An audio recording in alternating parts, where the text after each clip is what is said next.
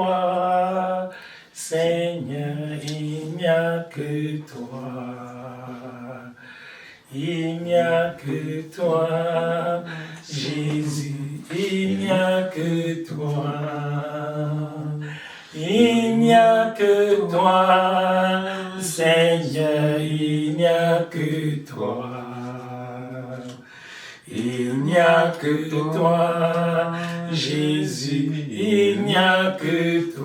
Il n'y a que toi, il n'y a que toi, Seigneur, il n'y a que toi. Il n'y a que toi, il n'y a que toi, Jésus, il n'y a que toi. Il n'y a que toi, il n'y a que toi, Seigneur, il n'y a que toi, il n'y a que toi, il n'y a que toi, Jésus, il n'y a que toi, il n'y a que toi, il n'y a que toi, Seigneur, il n'y a que toi, il n'y a que toi, il n'y a que toi, Jésus, il n'y a que toi. Ton nom est infiniment grand, que ton nom est infiniment grand. Ta majesté s'élève au-dessus des cieux, que ton nom est infiniment grand. Ton nom est infiniment grand, Seigneur, que ton nom est infiniment grand. Ta majesté s'élève au-dessus des cieux, que ton nom est infiniment grand. Ô Dieu, très haut, ô Dieu, éternel, que ton nom est infiniment grand. Ta majesté s'élève au-dessus des cieux, que ton nom est infiniment grand. Gloire à toi, Seigneur. Gloire à toi, Maître suprême, Amen. Car tu as le nom au-dessus de tous les noms. Amen. Au nom de Jésus, Amen. Tout genou fléchit, Amen. Dans les cieux, sur la terre et même sous la terre. Amen. À toi la gloire, à toi le règne, à toi l'autorité, à toi la domination. Toi qui nous as rachetés de la vaine manière de vivre que nous avions hérité de cette génération. Merci Seigneur pour ton amour. Merci parce que tu es venu sur cette terre pour mourir à notre place. C'est nous qui sommes les pécheurs, c'est nous qui avons offensé Dieu, c'est nous qui méritions d'être crucifiés sur la croix. Mais toi, innocent, toi qui n'avais rien fait de mal, tu t'es substitué à nous, tu as pris notre place, Seigneur. Amen. Tu as enduré nos douleurs, on t'a percé de clous, on t'a frappé, on t'a couronné d'épines, on a craché sur toi, oh, et finalement on t'a crucifié comme un malfaiteur. Merci pour ce tel amour qui pourrait avoir un tel amour, qui peut manifester un amour semblable. Il n'y a pas de plus grand amour que de donner sa vie pour ses amis. Et tu as donné ta vie pour nous, Seigneur. Oh, de riche que tu étais, tu t'es fait pauvre afin que nous soyons enrichis. Amen. Merci, Seigneur, Amen. Pour la vie nouvelle. Merci pour la grâce. Amen. Merci pour la bonté. Amen. Merci, Seigneur, pour tes merveilles. Merci pour tes bénédictions. Amen. Nous sommes plus que vainqueurs. Nous sommes plus que vainqueurs par Jésus-Christ qui nous a aimés. Amen. À toi la gloire. gloire. Tu nous donnes la domination, Seigneur, dans ce monde. Nous ne sommes plus des fuyards, ni des lâches. Non, nous marchons en vainqueurs parce que, Seigneur, tu as vaincu pour nous et ta victoire est la nôtre. Béni sois-tu, roi des rois, pour notre présence dans ce culte de ce matin. C'est dimanche 18 mai 2025 est une opportunité pour nous, Seigneur, de te rendre gloire, de t'honorer, de te célébrer, de te magnifier, de te glorifier pour toutes les merveilles que tu opères dans notre vie. Merci, Seigneur, parce que tu n'as pas encore dit le dernier mot dans notre vie. Tu as encore beaucoup de choses à faire pour nous. Tu as encore des trésors immenses que tu as mis en réserve pour tes enfants. Nous sommes heureux parce que tu as pour nous des projets de paix et de bonheur. Tu veux nous donner un avenir et de l'espérance. Merci, Seigneur. Nous sommes heureux de t'appartenir. C'est avec joie, c'est avec fierté que nous suivons Jésus, parce que Jésus-Christ est le chemin, la vérité et la vie. Père, que ta présence soit effective parmi nous dans ce culte matinal. Que ta grâce ouvre pour nous les écluses des cieux, Seigneur. Visite chacun de nous particulièrement au nom de Jésus-Christ. Que personne ne rentre étant le même. Que personne ne puisse partir d'ici dans la même situation, dans le même état où il est venu. Transforme-nous par ta parole. Tu as dit déjà, vous êtes purs à cause de la parole que je vous ai annoncée. Seigneur, que ta grâce se manifeste, que la puissance transformatrice de l'évangile puisse pleinement accomplir son effet dans la vie de chaque frère, de chaque sœur, de chacun d'entre nous ici présents. Et même ceux qui sont au loin, qui nous suivent en ligne à travers, Seigneur, les réseaux sociaux, et même ceux qui vont suivre ce culte en différé, plusieurs jours, plusieurs mois, plusieurs semaines, et même plusieurs années plus tard, que la même grâce soit leur partage. Au nom de Jésus-Christ, nous avons prié. Amen. Amen. Amen. Amen. Alléluia. Amen. Alléluia. Oh, il est bon d'appartenir à Jésus, mes bien-aimés. Il est merveilleux d'être enfant de Dieu. C'est la plus grande distinction. Alléluia. Amen. C'est le plus grand trésor, le plus grand cadeau que l'homme peut avoir sur la terre, c'est d'être enfant de Dieu.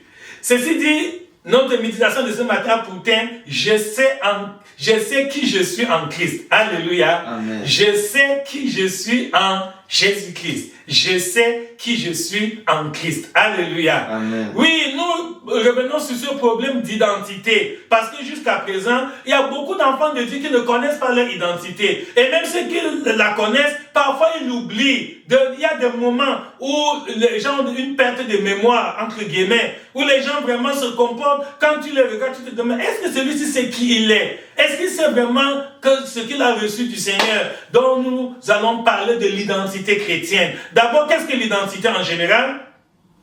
L'identité, c'est ce qui te distingue des autres personnes, ce qui fait vraiment ton individualité. Par exemple, ton nom, ça c'est l'identité physique. Ton nom, ton prénom, la date et ton lieu de naissance et tous ces autres atouts physiques, humains que nous avons. Ça fait partie de notre identité. Tu sors de quelle famille, tu es originaire de quel pays, tu portes quelle nationalité, quel est ton niveau d'instruction, quelles sont tes compétences techniques, tu peux faire quel métier, etc. Ça, c'est l'identité physique. Et nous tous, chacun de nous a une identité physique. Alléluia. Amen. Maintenant, quand nous acceptons, nous recevons Jésus-Christ comme notre Seigneur et Sauveur personnel, il se passe un mystère. Alléluia. Amen. J'ai dit bien un mystère parce que physiquement, ça paraît absurde, ça paraît difficile à comprendre. Dans l'évangile de Jean, chapitre 1, du verset 11 au verset 13, Jean, chapitre 1, du verset 11 au verset 13, la parole de Dieu nous dit que elle est venue chez les siens. Elle ici, il s'agit de la parole qui est Jésus-Christ. Donc Jésus-Christ est venu chez les siens, chez les Juifs, mais les siens ne l'ont pas reçu. Mais à tous ceux qui l'ont reçu, à ceux qui croient en son nom, elle, la parole, a donné le pouvoir de devenir enfant de Dieu. Alléluia. Amen. Donc, quand tu acceptes Jésus-Christ comme ton Seigneur et Sauveur personnel, tu changes d'identité spirituelle. Tu n'es plus une simple créature de Dieu parce que tous les êtres humains sont des créatures de Dieu. Mais tout le monde n'est pas enfant de Dieu. Voilà une très bonne précision qu'il faut faire. Que tous les êtres humains, tous les 8 ou milliards de personnes qui habitent la planète Terre présentement, ça c'est une estimation, ce n'est pas le chiffre exact. Alors, tous les humains qui sont ici sur la Terre présentement en 2025, le dimanche 18 mai 2025, ils sont tous des créatures de Dieu. Mais parmi eux, ceux qui ont reçu Christ dans leur cœur comme leur Seigneur et Sauveur personnel, ils ont quitté le statut de créature de Dieu pour recevoir celui de enfant de Dieu. Alléluia. Amen. Ça, c'est ma nouvelle identité, mon frère. Ça, c'est ta nouvelle identité, mon frère. Ça, c'est ta nouvelle identité, ma soeur. Quand tu reçois Jésus, tu n'es plus la même personne. Non, hier tu étais étranger aux promesses de Dieu. Mais Jésus est venu détruire le mur de séparation. Hier on t'appelait inconnu. Non, présentement tu es membre de la famille de Dieu. Alléluia. Amen. Donc Dieu t'adopte dans sa famille. Nous sommes les enfants de Dieu par adoption. Oui, par nature, nous sommes des pécheurs à cause de ce qu'Adam a fait au jardin d'Éden, la désobéissance. Nous avions perdu cette grâce, mais Dieu, par son amour, a eu pitié de nous. Il a envoyé son Fils unique, Jésus-Christ, pour venir nous réconcilier avec Dieu. Alléluia. Amen. Donc, quand tu acceptes Jésus, tu es réconcilié avec Dieu. Dieu t'intègre dans sa famille. Maintenant, tu es fils, tu n'es plus un étranger, tu n'es plus n'importe qui, non. Au lieu d'être un pécheur, tu deviens maintenant un saint. Au lieu d'être perdu, tu es retrouvé. Au lieu d'être ennemi, tu es ami de Dieu. Au lieu d'être injuste, tu es juste. Alléluia. Amen. Beaucoup d'enfants de Dieu ne comprennent pas que nous sommes justes aujourd'hui. Dieu nous considère comme justes. Pas à cause des œuvres de justice que nous aurions faites. Non. Au contraire.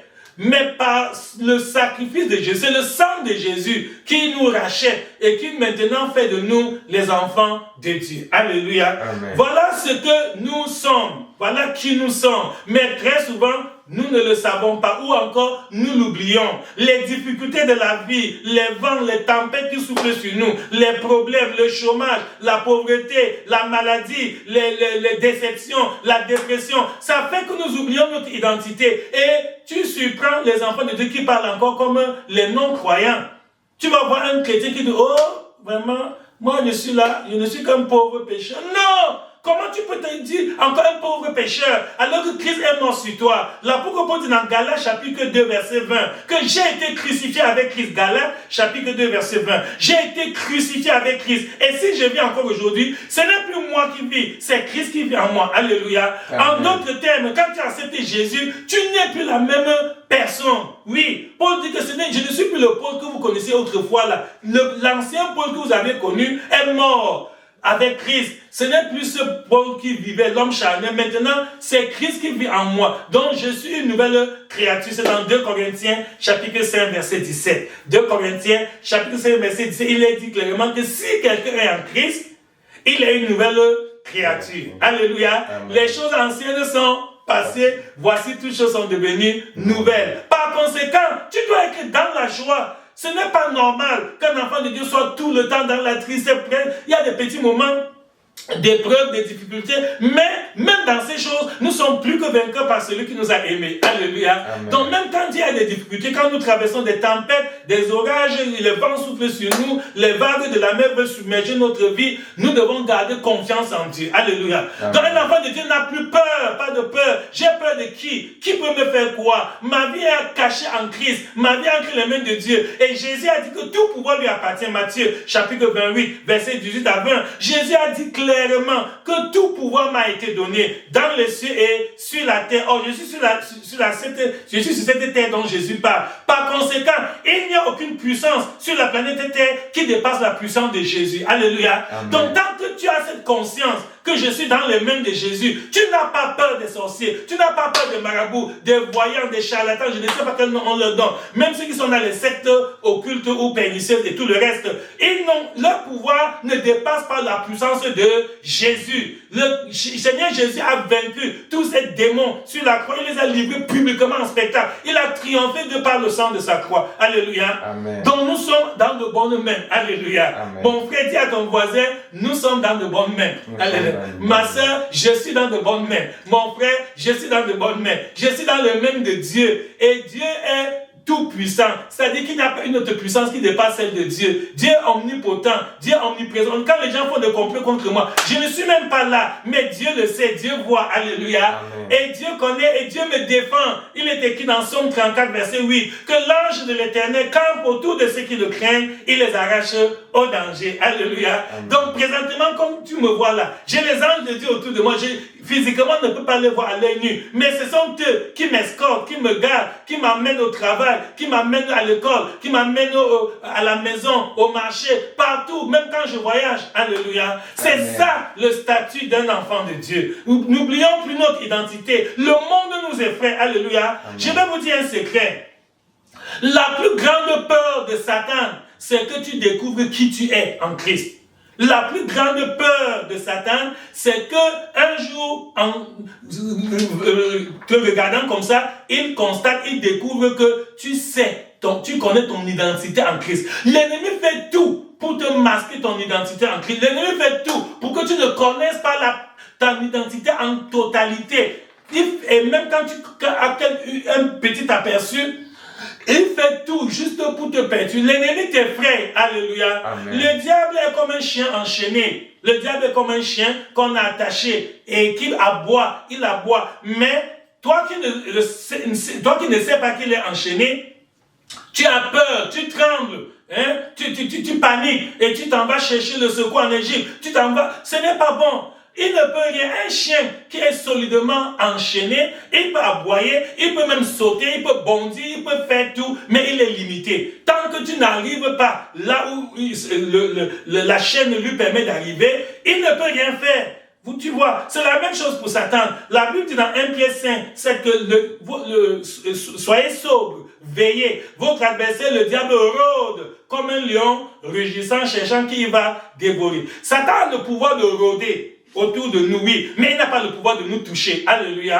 Amen. Parce que nous sommes en Christ. Et ce n'est que lorsque tu sors de ton rayon d'action et tu t'en vas par le péché, alors ton péché lui donne l'autorisation légale de pouvoir te toucher, de pouvoir te créer des problèmes. Mais tant que tu restes dans la sainteté, tant que tu vis, la Bible dit que toutes choses sont devenues nouvelles, tu as abandonné les choses anciennes et tu mènes une vie digne de l'évangile. Mon frère, ta sécurité est garantie. Alléluia. Amen. Oui, ta protection est assurée. Tu as le plus grand garde-corps du monde. Non pas des garde-corps physiques qu'on peut même toucher. Non, ce sont les anges de Dieu qui campent autour de toi. Voilà notre identité.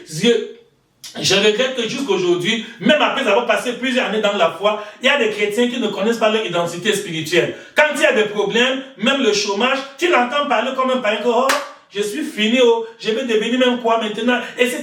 Comment un enfant de Dieu peut dire qu'il est fini? Est-ce que Jésus est encore dans la tombe? Christ est ressuscité, alléluia. Amen. Oui, et il est assis à la droite du Père. Il intercède pour nous. Nous avons le plus grand avocat du monde, alléluia. Amen. Donc ta vie est garantie, ta vie est assurée. Le Seigneur a fait pour toi des projets de paix et de bonheur. Ce n'est même plus à réfléchir si tu vas réussir ou pas. Non, ce n'est qu'une question de temps que ta gloire va se manifester à quel moment. C'est tout. Ce n'est plus que ça peut ne pas ou non. Ce n'est même pas un sujet de débat. Alléluia. Amen. Donc, gardons notre identité. Soyons conscients de notre identité chrétienne et faisons valoir notre identité chrétienne. Ce qui se passe aujourd'hui, c'est quoi? C'est que beaucoup d'enfants de Dieu, comme ils ne connaissent pas leur identité chrétienne, comme ils ont oublié leur identité chrétienne, tu les retrouves en train de demander à Dieu ce que Dieu leur a déjà donné. Voilà le drame dans la vie de beaucoup de chrétiens, dans beaucoup d'églises, dans beaucoup d'assemblées. On trouve les chrétiens qui passent le temps à jeûner, à prier, pour demander à Dieu les choses que Dieu leur a déjà données dans sa parole. Alléluia. Amen. Et voilà pourquoi ils se plaignent après que, mais je ne comprends pas, je jeûne, je prie, Dieu n'exauce pas. Alors que Dieu t'a exaucé depuis. Alléluia. Amen. Prenons un exemple très simple, la maladie. Dans le livre d'Ésaïe, chapitre 53, verset 5, la Bible dit clairement, sans embâche, il n'y a même pas d'ombre de doute là-dessus, que Jésus-Christ a été crucifié et par ses meurtrissures, nous sommes guéris. Les mots sont très précis dans la Bible. Il dit que par ses meurtrissures, Ésaïe 53, 5, par ses meurtrissures, nous sommes guéris. Donc c'est un fait accompli. Il n'a pas dit que par ses meurtrissures, nous serons guéris. Non, ce n'est pas quelque chose qui est programmé dans le futur. C'est un fait accompli. C'est déjà là, c'est ton héritage. Il t'appartient seulement d'entrer en possession de cet héritage. Donc parfois Dieu même est étonné par nos prières. Dieu est vraiment surpris par certains de nos sujets de prière que nous faisons avec ferveur, avec larmes, jusqu'à pleurer, jusqu'à... Dieu se demande qu'est-ce qui arrive à celui-ci?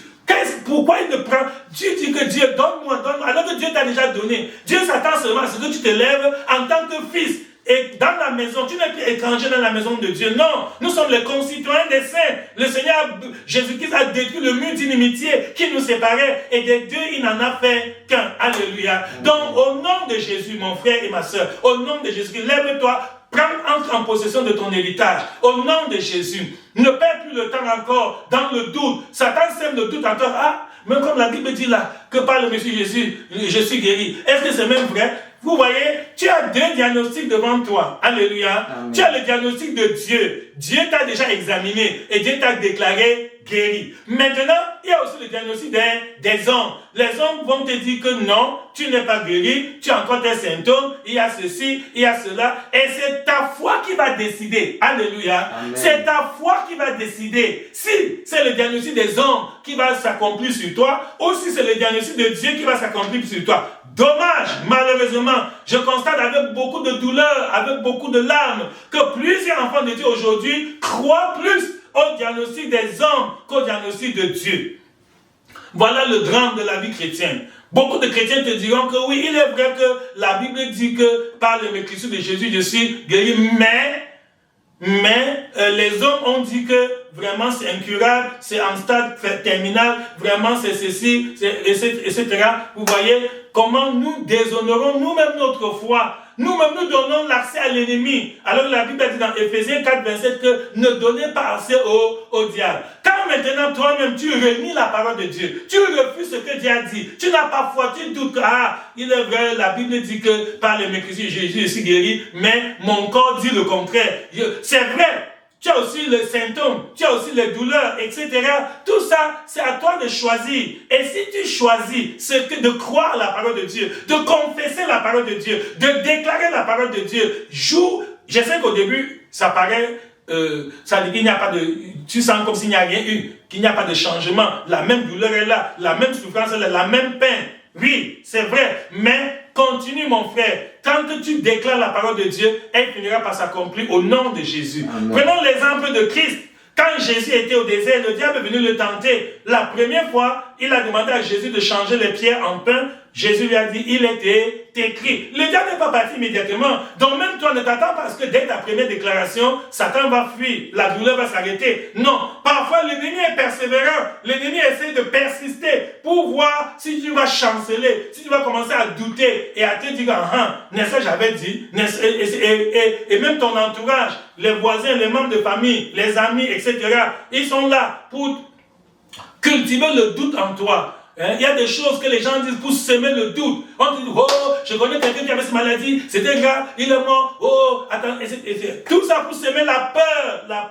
Mais Jésus a continué à dire, il est écrit. Satan est venu une deuxième fois, Jésus a répondu par, il est écrit. Il est venu une troisième fois, Jésus a répondu par, il est écrit. Ça c'est Matthieu chapitre 4, verset 1 à 11. Finalement, après la troisième fois, quand le diable a vu que Jésus s'y connaît son identité, malgré que je l'ai secoué, balancé n'importe comment, il persiste à croire seulement à ce qui est écrit. Il ne peut pas croire à ce que moi je lui dis. Satan est parti. Je prie qu'il en soit de même pour toi au nom de Jésus. Amen. Continue à partir de ce jour, continue à déclarer la parole de Dieu avec foi au nom de Jésus. Amen. Si tu la déclares la première fois, il n'y a pas de changement, déclare une seconde fois. S'il n'y a pas de changement, déclare une troisième fois. Continue une fois. Tôt ou tard, la parole de Dieu va triompher. Alléluia. Amen. Parce que c'est Dieu qui a le dernier mot dans ta vie. Amen. Ce n'est pas le médecin qui a le dernier mot dans ta vie. Ce n'est pas le marabout, le charlatan, le guérisseur. Non, tous ces guérisseurs traditionnels, mon frère, sont limités. Mais ton Dieu est tout puissant. Ton Dieu n'est pas limité. Alléluia. Amen. Choisis de croire à la parole de Dieu. Ce n'était qu'un exemple. Je vous donne l'exemple de la sécurité. Dans Ésaïe 54, verset 17, la Bible dit que toute arme forgée contre toi sera sans effet. Alléluia. Amen. C'est merveilleux. C'est Dieu qui dit, ce n'est pas un ministre, ce n'est pas un directeur, ce n'est pas, c'est Dieu le Tout-Puissant, le Créateur, l'auteur de la vie. C'est lui qui dit que toute arme forgée contre toi, ça veut dire que tout ce que les sorciers ont fait, les marabouts, les charlatans, les vampires, je ne sais plus encore quel nom on leur donne. Tout ce qu'ils ont fait dans les ténèbres contre toi, au village ou en ville, partout, mon frère, cela est sans effet. Au nom de Jésus. Amen. Si tu le crois, cela va s'accomplir dans ta vie. Mais si tu commences à trembler, oh, on m'a dit que on m'a fait ceci, vraiment au village, c'est terrible, c'est grave, il faut que je monte. Et voilà, tu as perdu ton assurance et le diable à ta hue. C'est ça. Donc, restons fermes. Ne nous laissons plus tromper. Et je connais la ruse du diable. Le diable est très rusé. Qu'est-ce que l'ennemi fait? Parfois, il vient, il t'apporte le sentiment de culpabilité. Oui, oui. Il dit, ah, toi qui as commis telle erreur hier, tu crois que c'est que la Bible dit là va s'accomplir sur toi? Non, mes bien-aimés, la Bible nous dit clairement dans le livre 1 Jean que nous avons un avocat auprès du Père. Si tu as péché, ça peut arriver que par accident, tu commets une erreur. Tu as déjà renoncé à la vue du péché. Tu n'es plus dans les souillures du monde. Oui, mais par erreur, par accident, par faiblesse humaine, parce que nous ne sommes pas encore parfaits. On n'est pas encore parfait. On n'a pas encore atteint la statue parfaite de Christ. Donc nous sommes encore sur cette terre avec nos infimités, avec nos faiblesses, avec nos limitations. Donc ça peut arriver. Mais ne pense pas que le fait que tu as commis une erreur, ça veut dire que tu as perdu ton identité devant Dieu. Alléluia. Amen. Tu demeures toujours enfant de Dieu, malgré cette erreur que tu as commise. Mais beaucoup d'enfants, dans leur ignorance, l'ennemi leur fait croire, oh, comme tu as fait telle erreur hier, Dieu ne peut plus t'exaucer, Dieu t'a abandonné, tu n'es plus enfant de Dieu, et c'est pour ça que tu te retrouves dans la peur, tu trembles là où les païens tremblent, non, tu paniques là où les mondains paniquent. Mais non, mon frère et ma soeur, nous avons un avocat auprès du Père. Si quelqu'un a péché, le Seigneur de Jésus qui nous purifie de toute iniquité. Il suffit de te repentir, de demander pardon à Dieu sincèrement et de te détourner de tes mauvaises voies, c'est tout. Dans 2 Chroniques, chapitre 7, verset 14, il est écrit que si mon peuple celui qui invoque mon nom, s'il le prie, s'il cherche ma face, s'il se détourne de ses péchés, je vais pardonner ses iniquités et je guérirai son pays. Qu'il en soit ainsi pour toi au nom de Jésus. Amen. Je prie que cela soit ton héritage au nom de Jésus. Amen. À partir d'aujourd'hui, ne laisse plus que le sentiment de culpabilité. Il y a des chrétiens qui passent même des semaines, des jours, des mois dans la tristesse, à pleurer parce qu'ils ont commis une erreur, parce qu'ils ont trébuché dans leur marche chrétien. Alors que Jésus t'a déjà pardonné. Dieu ne te voit plus comme celui qui avait fait cette erreur. Non! Dieu te voit plutôt comme un racheté. Alléluia. Amen. C'est ça, nous avons été rachetés par le sang de Christ. Et quand parfois tu te plains des défauts pour lesquels Dieu t'a déjà pardonné depuis longtemps. Il y a des bien-aimés aujourd'hui qui se soucient, qui s'inquiètent, qui se lamentent pour des fautes qu'ils ont commis il y a 1 an, 5 ans, 10 ans, 15 ans, 20 ans. Et pourtant, Dieu a pardonné. Dieu ne te voit plus comme la personne qui avait fait ce péché-là en 10 ans, depuis 15 ans. Non. Et malheureusement, les hommes aussi dans leur ignorance, même certains hommes qui sont avec toi dans la foi, ils passent tout le temps à rappeler, oh, tu sais que tu avais fait tes choses. Ou bien ça devient même une étiquette. On dit, ah, le frère là, la soeur là, c'est lui qui avait fait telle erreur en telle année, etc. Des péchés qui sont déjà pardonnés, mes bien-aimés. Le diable est très rusé. Le diable travaille dans les églises. Le diable utilise la bouche des enfants de Dieu, des serviteurs de Dieu, des pasteurs, pour tromper les chrétiens, pour faire douter des promesses. Tu crois à ce que ton pasteur dit, plus que à ce que la Bible dit. La Bible dit que le sang de Jésus nous purifie de toute iniquité. Mais les hommes disent que non, tu es fini à jamais. Tu es condamné. Tu ne peux plus avoir la vie éternelle. Tu as commis tes péchés. Ta vie est terminée. Bien-aimé, tu préfères croire à ce que les hommes disent plus qu'à ce que Dieu dit. Voilà pourquoi tu chancelles. Voilà pourquoi tout le temps tu trembles. Mais au nom de Jésus, amen, je t'invite par ce message à te ressaisir. Fais vraiment demi-tour et reviens à Dieu. Laisse les dires des hommes et crois à la parole de Dieu. Alléluia. Amen. Et tu auras une destinée glorieuse. Comme la Bible nous dit dans Éphésiens 1, 10 à 19, que Jésus nous a fait asseoir dans le lieu céleste. Donc nous sommes citoyens du ciel. Alléluia. Amen. Voilà ton statut.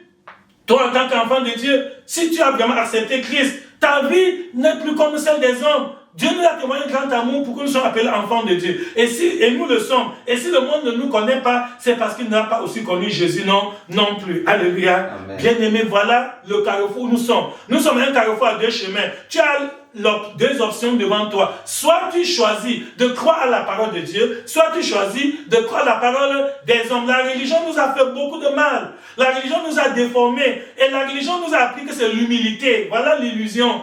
On nous a fait croire que non, quand tu passes tout le temps dans la tristesse, en disant je suis un pauvre pécheur, ou je suis même qui, je ne suis même pas digne, on croit que tu es un. Ce n'est pas l'humilité, c'est l'ignorance, mes bien-aimés frères et sœurs. Oh, cesse de te laisser détruire, cesse de te laisser intimider. tu as déjà été pardonné, lavé, purifié par le sang de Jésus. Et ton cœur est plus blanc que la neige. Et le Seigneur est là. Dieu est prêt maintenant à te soutenir, à te fortifier. Et là où tu as même des difficultés, des erreurs que tu as commises, la grâce de Dieu est là pour te les délivrer. Alléluia. Amen. Donc tu es le temple du Saint-Esprit. Dans 1 Corinthiens 3, 6, il dit, ne savez-vous pas que vous êtes le temple de Dieu et que l'Esprit de Dieu habite en vous? Tu n'es plus n'importe qui.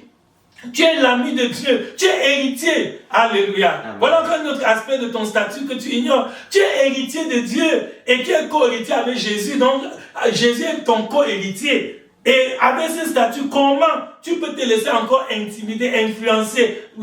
C'est-à-dire, on te laisse dans la peur. Tous les jours, tu trembles. Et justement, la peur annule beaucoup de nos prières. Le doute détruit beaucoup de nos prières. Il y a des choses des sujets de prière que tu formules avec la bouche, mais ton cœur ne croit pas que ça va s'accomplir, que Dieu va exaucer. Toi-même, au fond de toi-même, tu ne crois pas. Tu dis ces sujets juste par formalité. Mais cela n'est pas bien. Que cela s'arrête aujourd'hui au nom de Jésus. Amen. Crois à la parole de Dieu. Fais de cette parole une application à ta propre vie. N'oublie pas ton identité chrétienne. Le thème de notre méditation, c'est « Je sais qui je suis en Christ ». Alléluia. N'oublie pas qui tu es en Christ. Tu n'es plus un homme du dehors. Tu es un enfant de Dieu. Je vais donner quelques exemples bibliques. Que ce combat n'a pas commencé aujourd'hui. Dans le livre de Jérémie, chapitre 1, du verset 1 au verset 12, le Seigneur est venu à Jérémie lui disant que Jérémie, mon serviteur, je vais t'utiliser. Jérémie dit non, Seigneur, tu parles à qui? Non, je ne suis pas dit. Je ne suis qu'un enfant. Dieu s'est fâché de lui. Dieu l'a blâmé très sévèrement. Dieu lui a dit non, ne dis plus, je suis un enfant, ne dis plus ça. Même toi, mon frère, ne dis plus, je suis un pauvre pécheur. Dieu n'est pas content de toi quand tu dis des choses comme ça, que je suis fini, je ne vois plus rien, je ne peux rien devenir, je ne peux même pas réussir, je n'ai pas de diplôme, je n'ai pas de relation, je n'ai pas de connexion. Est-ce que Dieu a besoin de tout ça? Dieu est tout puissant, alléluia. Amen. Tout pouvoir appartient à Jésus dans le ciel et sur la terre. Dieu peut, à partir du néant, Dieu a créé l'homme à partir du néant, mon frère. C'est-à-dire que ce que nous voyons là, le monde visible là, c'est à partir de rien.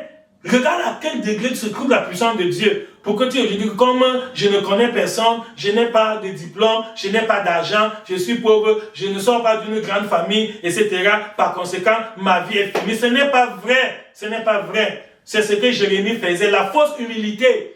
Jérémie dit, oh non Dieu, je ne suis qu'un enfant, je ne peux rien. Dieu lui dit, ne dis plus ça. Donc le Seigneur pouvait le frapper. Et même toi, si vraiment tu ne te ressaisis pas, c'est dangereux de continuer à renier ce que Dieu dit pour confesser, déclarer ce que les hommes disent autour de toi.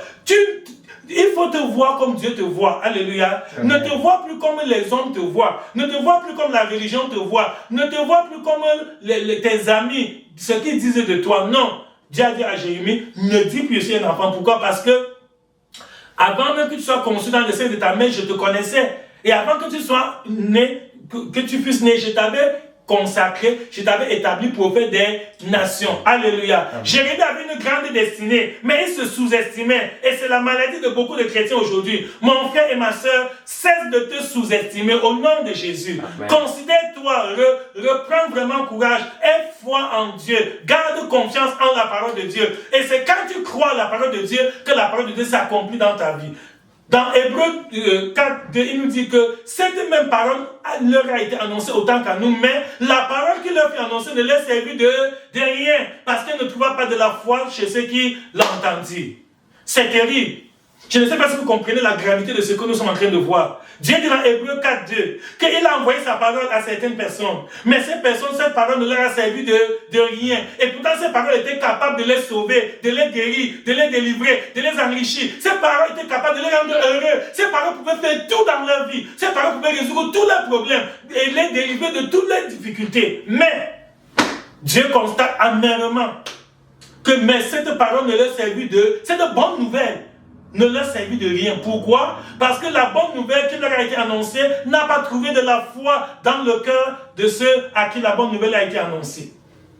Frères et sœurs, sais-tu que certaines souffrances dont tu es victime aujourd'hui, ça vient de toi, ça vient de ton doute, parce que tu n'as pas eu foi, ce que Dieu t'a dit, la bonne nouvelle, l'évangile que tu as reçu, tu as mis ça de côté et tu t'es mis à croire à ce que tes amis disent, ce que tes membres de famille disent, ce que tes collègues de service disent, ce que les gens de ta religion disent.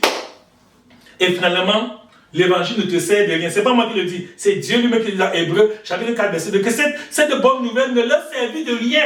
Cette bonne nouvelle qui pouvait transformer et révolutionner leur existence. Cette bonne nouvelle qui pouvait les amener à une nouvelle dimension. Cette bonne nouvelle qui pouvait vraiment leur ouvrir les éclus des cieux et leur accorder toutes les bénédictions. Et cette bonne nouvelle ne leur servit de rien. Pourquoi? Tout simplement parce qu'ils n'ont pas eu foi. Donc mon frère et ma soeur, fais attention. Quand Dieu dit quelque chose, tu dois l'accepter et y donner toute ton tu dois rester ferme dans ta foi. Ne chancelle plus. Parce qu'il suffit que tu entendes à la radio, à la télévision, dans les réseaux sociaux, qu'il y a eu tel vent qui a soufflé. Tu commences à trembler. Ces vents ne te concernent pas. Tu es enfant de Dieu. Ton sort est décidé au ciel. Ce n'est pas sur la terre. C'est ce que Dieu dit à Jérémie. Que toi sur la terre, on te voit comme un petit enfant, comme tu ne peux rien. Mais nous, dans les cieux, on te considère comme un grand prophète. Tu as jamais été consacré. Mon frère, tu es à un carrefour, à deux chemins, comme j'ai dit. Tu as le choix. Vraiment, tu as deux options. Soit de continuer dans ces illusions que la religion t'a enseigné, que les hommes ont... Les hommes t'ont intoxiqué avec leurs théories, leurs doctrines, leurs idées rétrogrades, avec leurs pensées vraiment négatives. Et c'est ça qui te rend timide, ça te rend malade, ça te rend peureux, ça sème la crainte en toi, etc. Tu peux choisir cette option, ou tu peux choisir qu'à partir d'aujourd'hui, tu vas croire à la parole de Dieu. Cette bonne nouvelle va trouver la foi en toi. Et cette bonne nouvelle va faire des miracles, des merveilles. Ce qui te paraît impossible maintenant va se manifester au nom de Jésus. Amen. Je prends des exemples bibliques.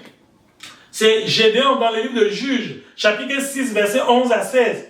Dans Juges 6, 11 à 16, Israël était dans un moment difficile où ils étaient asservis par les ennemis. Les ennemis les avaient vaincus et ils souffraient. Alors, l'ange de Dieu est venu trouver Jérémie et lui a dit que l'Éternel avec toi, vaillant héros. Jérémie dit non, Seigneur, qui? Moi? L'Éternel n'est pas lui avec moi. Je ne suis pas un vaillant héros. Je suis un fuyard, je suis un lâche. Je suis en train de récolter le froment rapidement avant même que ça... J'ai récolté ma semence sans que ce soit même mûr. Je suis en train d'aller cacher pour le mettre à l'abri de Madian. Oh, l'ange lui a dit non, tu ne connais pas ton identité. Sur la terre, on t'appelle lâche, fuyard, peureux, vaincu. Mais nous au ciel, nous on te voit comme un vaillant héros. Alléluia. Amen. Mon frère, je te le déclare au nom de Jésus. Je ne sais pas le qualificatif que les hommes t'ont donné sur la terre ou dans ta religion, dans ton assemblée, dans ton église. Je ne sais pas de quel nom on t'a affublé. Mais sache qu'au ciel, le Seigneur te considère comme un vaillant héros. Alléluia. Amen. Et quand Jérémie a continué à discuter, il a dit, qui suis-je? La maison de mon père est la plus petite et je suis pauvre. Et Dieu lui a dit, l'ange de Dieu lui a dit que non, ne mets pas ton cœur sur tout ça. Va avec cette force que tu as et tu vas délivrer Israël de la main de Madian. Alléluia. Dieu a de grandes missions pour toi. Dieu a de grandes missions que tu dois accomplir. Mais c'est toi-même qui démissionnes par le doute, par le candidaton, par on a dit que, alors qu'on n'est pas c'est ce qui t'a arrivé. Le Seigneur lui a dit, va avec son... Donc, Jérémie avait Gédéon avait la force nécessaire pour délivrer Israël des mains de Madian. Ça, c'est l'Éternel qui le dit. Mais Gédéon n'avait pas cru. Gédéon était dans le doute. Parce que dans son entourage, on lui a dit que, oh, tu vois, nous sommes finis. Les Madianites nous ont déjà dominés. Ils dominent sur nous. Nous, on craint, on a peur, on se cache. Beaucoup d'enfants de Dieu se cachent. Au lieu de se lever, aller proclamer les vertus de Dieu, annoncer l'évangile, prêcher la bonne nouvelle pour sauver les âmes. Tu te caches, tu vis comme une poule mouillée. Même dans ton lieu de service, tu n'as pas le courage d'annoncer l'évangile à tes collègues. Dans ton école, tu ne peux pas parler de Dieu à ton camarade de classe, alors que moi-même qui te parle, je suis le fruit du témoignage d'un élève de la classe de 5e. On était encore de petits enfants. On était dans la classe de 5e au lycée polyvalent de Bonabéry à côté de Douala au Cameroun. Mon camarade de classe n'a pas eu honte. Il m'a parlé de Jésus. Et c'est par là que j'ai aussi donné ma vie au Seigneur. Mais s'il était lâche comme toi, s'il avait peur comme toi, il devait se taire. Il y a d'ailleurs, dans ta classe, beaucoup de camarades ne savent même pas que tu es enfant de Dieu. Tu as honte de l'évangile. Tu ne proclames même pas la bonne nouvelle. Non. Dans ton lieu de service, beaucoup de tes collègues ignorent que tu es enfant de Dieu. Vous voyez combien nous cachons ce trésor et après nous disons chrétiens. Cela n'est pas bien. Il faut que cela cesse à partir d'aujourd'hui au nom de Jésus. Amen. Donc, dans le règne spirituel, Dieu a une identité pour toi. Et sur le plan physique, les hommes te voient comme un pauvre, comme un ignorant, comme quelqu'un qui n'a pas de diplôme, qui sort d'une famille déshéritée, qui est ceci, etc., que tu es originaire du tiers-monde. Devant Dieu, sur le plan spirituel, le Seigneur est capable d'accomplir sa parole dans ta vie. Que tu sors du tiers-monde ou du temps-monde, ou je ne sais pas d'où, cela n'empêche pas la puissance de Dieu de se manifester dans ta vie. Je le répète, que ta grâce, que vraiment ta foi soit ferme, inébranlable. Je sais qui je suis. C'est ce que Paul dit dans 2 Timothée chapitre 1 verset 12. 2 Timothée 1 de Paul dit, car je sais en qui j'ai cru. Je sais que ma vie est entre les mains de Jésus. Je n'ai pas cru en quelqu'un qu'on peut le vaincre, on peut le tromper. Non, c'est ça mes bien-aimés frères et sœurs. Donc abandonnons cette fausse humilité et vraiment entrons en possession de notre héritage. Si un sorcier te menace, un vampire, un magicien, je ne sais pas qui, tu vas juste dire au nom de Jésus, le nom de Jésus au-dessus de tous les noms. Il dit que si tu bois même le breuvage mortel, c'est-à-dire le poison, cela c'est Marc chapitre 16, verset 16 à 18. Il dit que voici les miracles qui accompagneront ceux qui auront cru. Il n'a pas dit que les miracles qui accompagneront les pasteurs ou les prophètes, les apôtres. Non, tout croyant, tout enfant de Dieu, tout chrétien a cette grâce, a ce privilège. Dieu te l'a donné, mais c'est toi qui refuses. Tu trembles tous les jours, tu as peur, tu prononces des paroles négatives. Toi-même, tu détruis ta vie par tes déclarations. Et le monde spirituel est tel que nos paroles ne sont pas seulement des sons. Nos paroles sont des commandes, des ordres et des injonctions. Donc quand tu confesses la parole de Dieu, les anges viennent accomplir ce que tu as dit. Et quand tu confesses la peur, les paroles du monde, la crainte, etc., les démons viennent aussi faire accomplir ce que tu as déclaré. Alléluia. Amen. Dans Daniel chapitre 12, verset 10, Daniel chapitre 10, verset 12, je vous en prie, Daniel 10, 12, la parole dit clairement, l'ange dit à Daniel que c'est à cause de tes paroles que je suis venu. Imaginez, si Daniel n'avait pas dit ces paroles positives, l'ange ne serait jamais venu, c'est un démon qui serait venu le tourmenter. Mais à cause de ce que, malgré la captivité, en captivité à Babylone, malgré la souffrance, malgré les problèmes terribles qu'il traversait, Daniel a eu confiance en la parole de Dieu. Il a continué à déclarer la parole de Dieu. Et à cause de sa parole, l'ange est venu du ciel lui dit que c'est à cause de tes paroles que je suis venu. Mon frère, sais-tu que tu peux attirer un ange dans ta maison? Sais-tu que la parole que tu dis, c'est-à-dire les propos, les promesses de Dieu que tu confesses, tu lis les promesses de Dieu dans la Bible et tu répètes ces promesses, tu les confesses avec foi, tu les déclares avec foi, avec du fond de ton cœur, pas du bout des lèvres. Non!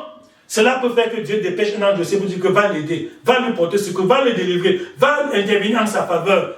Alléluia. Amen. Et de même, si au lieu de prononcer des paroles positives, de confesser la parole de Dieu, tu confesses plutôt l'échec, tu confesses plutôt la malédiction et les malheurs et tout, que oh, je ne sais pas, ils sont comme un maudit au village, vraiment ma vie, si je ne comprends rien, qu'est-ce qui se passe? Comment un enfant de Dieu peut dire qu'il ne comprend rien?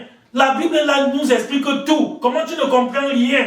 Pourquoi? Parce qu'au lieu d'écouter ce que Dieu dit, tu mets ton cœur plutôt sur ce que les hommes ont dit au village, ce que tes collègues de service ont dit, tes camarades de classe, les membres de ta famille. Voilà, c'est cette intoxication, c'est un poison spirituel. Beaucoup de chrétiens ils souffrent aujourd'hui parce qu'ils sont victimes du poison spirituel. Plusieurs doctrines que les gens véhiculent aujourd'hui, ce sont des poisons spirituels. Parce que ça sème le doute, ça sème la peur, ça sème la crainte. Les gens sont déprimés. Les gens, tu vois des chrétiens qui tremblent comme une feuille. Alors que tu dis que Christ est en toi. Est-ce que Jésus est encore retourné dans la tombe? Jésus est ressuscité. Il a eu la victoire. Et cette victoire, c'est pour toi et pour moi. Alléluia. Amen. Au nom de Jésus, amen. Gardons confiance en Dieu. Croyons à la parole de Dieu. Déclarons la parole de Dieu. Confessons les promesses de Dieu. Et le Seigneur va dépêcher les anges au ciel pour venir nous visiter comme Daniel et nous accorder la solution à nos problèmes. Alléluia. Amen. Je sais mon identité en Christ. Voilà le thème de la méditation d'aujourd'hui. Je connais qui je suis en Christ. Je ne suis pas... L'ennemi fait tout pour me tromper. Le diable fait tout pour me donner des illusions. Et parfois, le diable se déguise en ange de lumière. Et il montre comme s'il aime beaucoup la sainteté. Il dit, oh, toi qui... Ça me mieux les autres. Hein? Mieux les autres, ils n'ont même jamais péché. Mieux les autres, ils sont même sanctifiés. Mais toi, avec vraiment toutes tes faiblesses, tes manquements, tes impies, tu crois que la parole de Dieu appelle ça, tu crois que c'est que Dieu, Jésus, que même toi, ça te concerne. Oui, ça me concerne parce que je suis justifié par le sang de l'agneau. Alléluia. Amen. Jésus est mort sur la croix pour mes péchés. Et même si après avoir donné ma vie à Christ, il m'arrive de faire une erreur, le Seigneur, le sang de Jésus, comme il a dit dans 1 Jean, chapitre 1, que si nous avons péché, si nous disons que nous n'avons pas péché, nous nous trompons nous-mêmes, et la vérité n'est pas en nous. Donc même ceux qui se présentent comme des saints, comme des anges là, Dieu te dit qu'il n'y a aucun homme parfait sur la terre. Même parmi nous les serviteurs de Dieu, il y en a qui se moquent que non, depuis que j'ai cru, je n'ai jamais péché, je suis ceci, je suis cela, et c'est de fausses images de perfection. Ça décourage les simples, les pauvres chrétiens.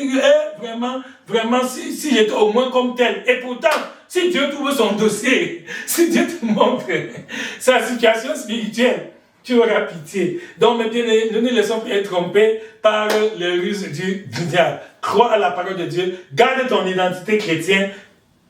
Imite Daniel. Et tu verras comment Dieu va faire venir des anges qui vont faire les choses qui te paraissent impossibles maintenant vont devenir possibles. Alléluia. Amen. Donc, ne te laisse plus intimider. Ne te laisse plus apeurer. N'aie plus peur. Ne crains rien. Hein? Ne crains rien. Je t'aime. Je suis avec toi. Promesse suprême qui soutient ma foi. La sombre vallée n'a plus de terrain.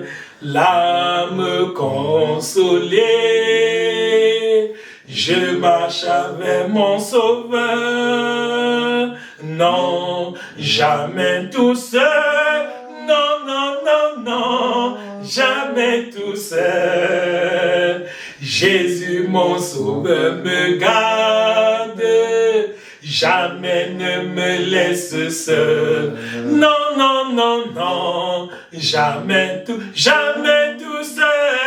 Non, jamais tout seul. Jésus, mon sauveur, me garde. Je ne suis jamais tout seul. Alléluia. Amen. Bien-aimés frères et sœurs, gardons confiance en Dieu. Nous ne sommes jamais seuls. Jésus ne nous a pas abandonnés. Soyons fermes, inébranlables dans la foi. Croyons à ce que Dieu dit dans sa parole. Laissons ce que les hommes disent autour de nous. Confions-nous en Dieu. Déclarons la parole de Dieu. Confessons les promesses de Dieu. Faisons la volonté de Dieu. Et l'Éternel ouvrira pour nous les études des cieux. Alléluia. Amen. Tout ce qui nous paraît impossible maintenant va devenir possible. Même le travail qu'on dit que tu vas mourir chômeur, Dieu va te donner un emploi bien rémunéré au nom de Jésus. Amen. Même le mariage qu'on dit que toi, à ton âge, vieille comme ça, tu crois que tu peux encore te marier, le Seigneur va t'accorder un époux, une épouse, selon sa volonté, au nom de Jésus. Amen. Dieu, si tu fais de l'Éternel tes délices, c'est Somme 54, il te donnera ce que ton cœur désire. Alléluia. Amen. Dieu connaît les désirs de ton cœur sur le plan physique, même sur le plan matériel. Aujourd'hui, tu n'as pas les moyens financiers pour subvenir à tes besoins. Mais si tu crois, tu verras la gloire de Dieu. Alléluia. Amen. Donc le tout tourne autour de la foi. Hein? Jésus disait ça à Marthe et Marie, que c'est vrai, votre frère Lazare, il regrettait, si tu eusses été ici, notre frère ne serait pas mort. Maintenant même qu'il est déjà mort, Jésus a dit que ça ne fait rien. Si tu crois, tu verras la gloire de Dieu. Et Marthe a cru, Marie a cru, et elles ont vu la gloire de Dieu, la résurrection de Lazare. Même toi, mon frère, si tu crois, tu vas voir la gloire de Dieu. Je ne sais pas ce qui est mort dans ta vie maintenant. Je ne sais pas si ton mariage qui tombe en lambeaux. Je ne sais pas si c'est ton foyer qui traverse des tempêtes, des difficultés. Je ne sais pas si c'est ta santé physique qui est attaquée. Peut-être que tu es malade physiquement. Présentement, tu as déjà prié, jeûné. Tu es allé demander la prière de part et d'autre. Et malgré ça, ça persiste. Si tu crois, tu verras la gloire de Dieu. La clé est là. La solution, c'est ta foi, c'est de croire. Croire ce que Dieu dit. Cette maladie va finir au nom de Jésus. Amen. Crois ce que tu dis. Ton célibat va finir au nom de Jésus. Peut-être tu as déjà même eu un fiancé, ça n'a pas marché. Ou bien quelqu'un t'a déçu, un homme t'a promis le mariage, après il t'a abandonné. Non, ne te décourage pas, ne désespère pas. Dieu a encore des projets de paix et de bonheur pour toi. Au nom de Jésus. Amen. Si tu crois, ma soeur, tu verras la gloire de Dieu. Tu verras l'époux glorieux que Dieu va te donner. Si tu crois, mon frère, Dieu va te donner une épouse vraiment idéal avec qui tu vas vivre dans le bonheur pour le restant de ta vie. Si tu crois, Dieu va te donner le travail. Si tu crois, tu verras la gloire de Dieu, même dans ta famille. Peut-être ton enfant est rebelle, tes enfants sont devenus têtus, ils fument le chambre, ils dorment dehors, ils ont de mauvaises compagnies. Si tu crois, tu verras la gloire de Dieu. Dieu va libérer tes enfants. Dieu va les sortir de cette mauvaise situation